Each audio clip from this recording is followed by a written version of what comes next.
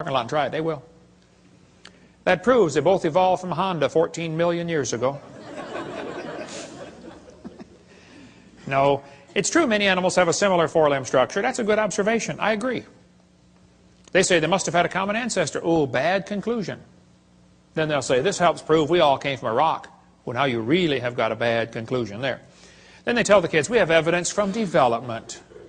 Now this one makes me angry. So I'm going to try to stay calm while we talk about this. Is probably one of the most dangerous lies in the textbooks. We'll just calm down now. Okay, I'm ready. This textbook says the similarity between the early stages of development of many different animals helped convince Darwin that all forms of life shared common ancestors. Darwin considered this the strongest class of facts in favor of his theory. This was the best evidence Darwin knew of for his theory. The guy who made up this idea is named Ernst Haeckel. Haeckel called this idea we're about to share with you the biogenetic law, which means as animals develop inside the mother, they go through the stages of evolution. All you got to do is memorize the word farm, F-A-R-M, fish, amphibian, reptile, mammal. That's the way they say it happened. The phrase they had for it back then was ontogeny recapitulates phylogeny. Wow, what's all that mean? Well, ontogeny is the growth of the baby. It goes through stages, okay? Recapitulates means it reenacts or does over again. Phylogeny is the evolutionary sequence. This Irish textbook says, the presence of fish-like structures in embryos of different species shows these animals have evolved from fish and share the basic pattern of fish development. It's as if the embryo retains a memory of its origins and starts to copy them during its development. That's the ontogeny recapitulates phylogeny.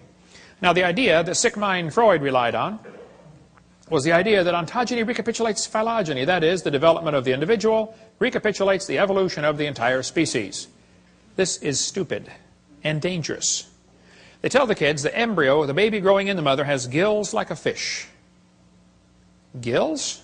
That's a lie. Those are not gill slits. Those little folds of skin you see on the embryo grow into bones in the ear and glands in the throat. They never have anything to do with breathing. My uncle had 5 or 6 chins and he couldn't breathe through any of them but the top one. Okay? Those are not gill slits. Ernst Haeckel said the turning point in his thinking was when he read Darwin's book in 1860. See, Darwin's book was printed in English in 1859. The next year, it was printed in German, 1860. Haeckel was a German embryology professor. He read the book and said, wow, what a great theory. If only we had some evidence. Well, 9 years later, they still had no evidence. So Haeckel decided to help out. He was going to make some evidence. Haeckel took a drawing of a dog and a human embryo. He was an embryology professor, you know. And he lied. He faked the drawings. He changed them and made them look exactly alike to prove they're related. He just is a bald-faced lie, okay? Haeckel made giant posters of his fake drawings and traveled all over Germany and converted the people to believing in evolution.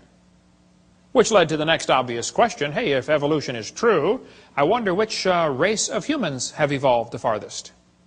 And guess who the Germans thought it was? Yeah, we'll talk more about that later. Now, on top are Haeckel's fake drawings. Underneath are the actual photographs of these animals. He lied. His own university held a trial and convicted him of fraud. He said at the trial, I should feel utterly condemned were it not that hundreds of the best observers and biologists lie under the same charge. This biogenetic law is as dead as a doornail. It's not true. But it can't be taken out of the textbooks for some reason. It's been proven wrong since 1875, and they still keep it in the books. It's still used in this book,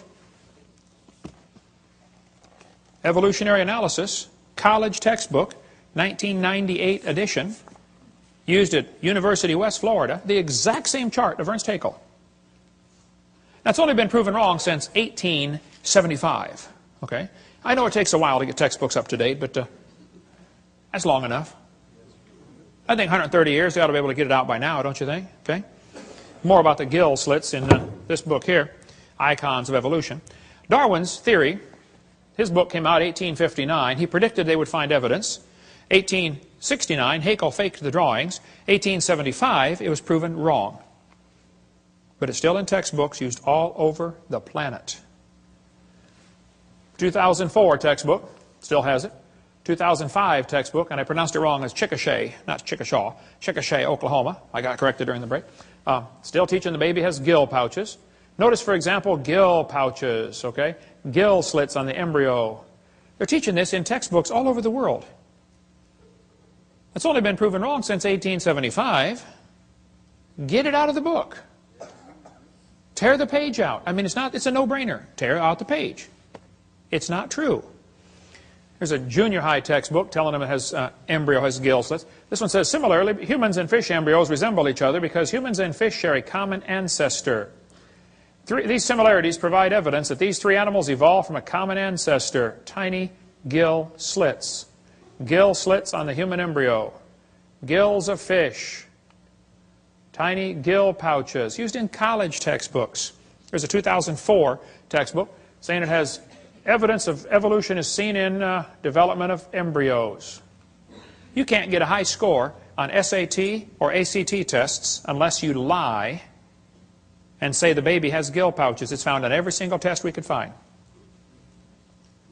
If you don't believe in evolution, you won't score high to get into college. Or at least give the evolution answer. Why would they keep this in the textbooks 130 years after it is proven wrong? There's only one answer I can come up with. I'll tell you in a minute. This one shows a 5 to 6 week embryo, and it says by 7 months the fetus looks from the outside like a tiny normal baby, but it's not. It's not a baby at 7 months. Hello, that's a lie. It's a human at conception. 34% of babies born at 5.5 months will survive. One lady had surgery on her baby before it was born. Cut the mother open, cut the uterus open, and the baby's holding the doctor's finger at 5 months along. Let's see. The angel of the Lord said, behold, thou art with fetus. No, I believe he said you're with child, didn't he? Yeah, it's a child before it's born. Yeah. Scott Peterson is accused of murdering his wife and unborn child. Now, Paul Azan, you hypocrite. Don't you think it's okay to have an abortion, and yet you call it an unborn child? Scott Peterson is found guilty of murdering his wife and son. That's because in California you have to have a double homicide to get the death penalty. So they want it to be a son or a child, but the rest of the time if you want to have an abortion it's okay. Now it's not a child, it's just a fetus. Well, let's get consistent here, folks, okay? Which is it? All right? More about embryology on this one, but why do they keep this in the textbooks? It's very simple. That's the only way to justify abortion.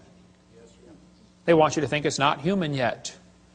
Somebody wants to reduce the population of this planet. And abortion has already done 20% of the entire world's population has been killed by abortion. 1 billion people. That's killed 6 million. Stalin about 100 million. Abortions 1,000 million. That's going to work. We'll cover more on that on video 5. Anna Rosa had her arm chopped off in a botched abortion. She was born anyway. They thought they killed her. Everybody says, oh, that's terrible. What if they would have cut her head off instead? We never would have heard about Anna Rosa. Now, I live in Pensacola. You might have heard of my town. We've had 2 doctors that were doing abortions shot and killed. Several clinics have been blown up or burned down. I did not shoot any doctors, and I did not blow up any clinics, okay? But when the first doctor got shot, I was preaching in Fort Lauderdale. The next day I flew home, and right in front of me on the airplane were 2 women from NOW, the National Organization for Wild Women. And they were flying up to Pensacola, going to have a big rally and march around town, you know. As we got off the airplane, and I noticed on their shirt it had in huge block letters, choice above all. So, being my mild-mannered self, I said, excuse me, ma'am, what does this mean, choice above all? She said, a woman ought to have a right to choose. I said, choose what? She said, choose to have an abortion. It's her body. I said, well, yes, ma'am. If she wants to abort her body, I suppose that's fine. But it looks to me like she wants to abort somebody else's body. When you consider half of them are male, think about it. It's not her body. I said, by the way, ma'am, I'm kind of curious about this. I have 3 kids. I delivered one of my kids at home. I used to raise hamsters. I taught biology and anatomy. I'm kind of familiar with this process. I said, why does the woman's right to choice stop at birth? Why don't we let the mother choose to kill it after it's born? Be a lot safer and simpler. Hey, why don't we extend abortion rights up until the kid's 2 years old? I know a lot of mothers with a 2-year-old that have thought about it a time or two. I won't ask you to